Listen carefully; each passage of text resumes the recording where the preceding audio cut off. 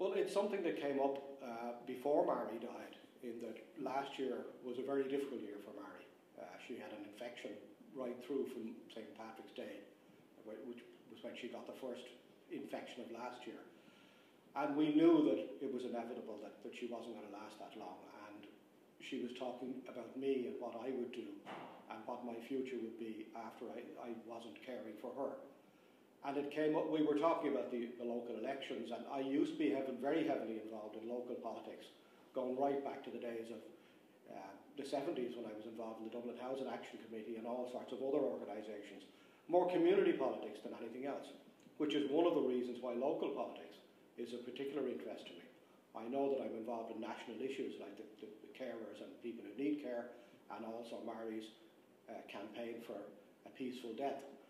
But I've always been involved in something local. I hadn't the opportunity to get involved in anything in our own area, except for the first couple of years when we moved there, because I became Mary's full-time carer 15 years ago.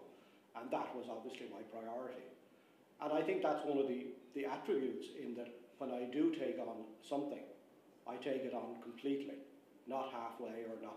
I mean, I gave up work when I realised that Mary needed care. It presented us with all sorts of problems at the time, but I put the full commitment that I have into it, and I think I do that with everything. So Mary and I were talking about the future and the local elections, and I told her that I wouldn't at that stage, because I would never get involved in something that I wasn't able to put the time into, and I knew that looking after Mary was going to become more intense rather than less. Unfortunately, she died in December, and that gave me the opportunity to rethink what we've been speaking about. In terms of the supports that are available for carers in the South Wicklow area, what was available for you in the last couple of years? What more needs to be done? An awful lot more needs to be done. I think that the whole recognition of carers is a big problem.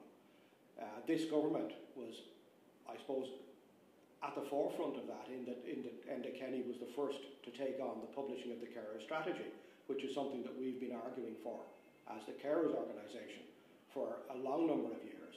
He did publish it. It was put together in such a way that it was cost neutral.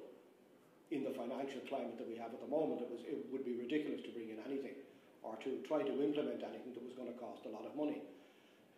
But unfortunately, even the cost neutral parts of the carer strategy have not been implemented.